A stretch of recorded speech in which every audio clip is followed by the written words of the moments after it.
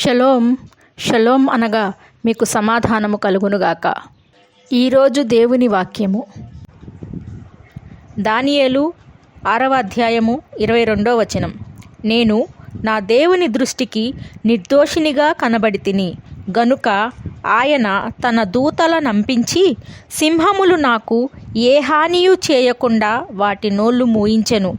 రాజా, నీ దృష్టికి నేను నేరము చేసిన వాడను కానుగదా అనెను.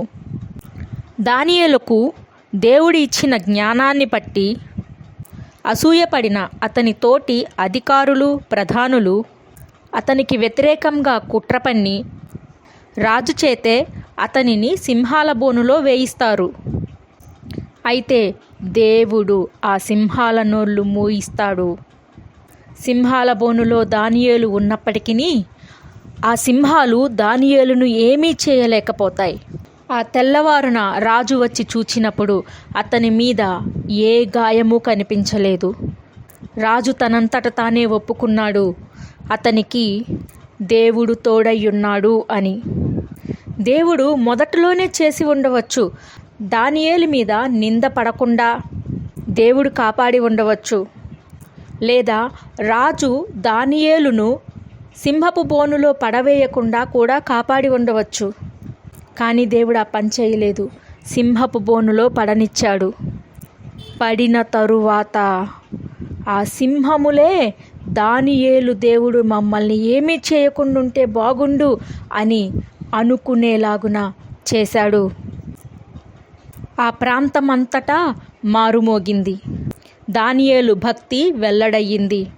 దానియేలు విశ్వసించిన దేవుడు తన పిల్లలకు తన యందు విశ్వాసము కలిగిన వారికి ఎంత తోడుగా ఉంటాడో వెల్లడయ్యింది.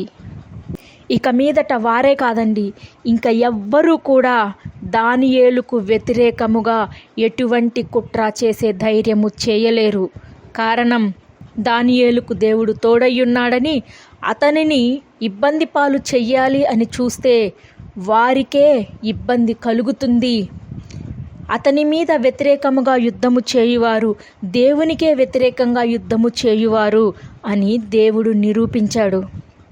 ఈరోజు నువ్వు ఏ పరిస్థితుల్లో వెళ్తున్నావో, ఏ స్థితిలో వెళ్తున్నావో, ఏ ఇబ్బందిలో వెళ్తున్నావో, ఏ నిందలో, ఏ అపనిందలో వెళ్తున్నావో భయపడకు. నువ్వు నమ్మిన దేవుడు నిన్ను విడిపించగల సమర్థుడు. ఆయన పిల్లలు కన్నీరు విడుచుట ఆయన చూడలేడు. దానియేలును కాపాడిన దేవుడే నీకును దేవుడయ్యున్నాడు. భయపడవలసిన అవసరం ఏమాత్రం లేదు.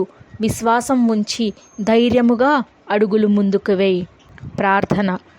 దేవా, ఎవరు ఏ స్థితిలో వెళ్తూ ఉన్నారో నా కన్న తండ్రి మీ హస్తాలకు అప్పగిస్తూ ఉన్నాము. దయతో జ్ఞాపకం చేసుకోండి. ప్రతి స్థితిలో నుంచి విడిపించి నా దేవా, ఇదిగో పడిన ఇబ్బందికి 7 రెట్లు నైనా ఘనతను అనుగ్రహించమని, 7 రెట్లు సంతోషము సమాధానమును అనుగ్రహించమని యేసు శక్తి కలిగిన నామమున అడిగి వేడుకొనుచున్నాను తండ్రి. ఆమెన్.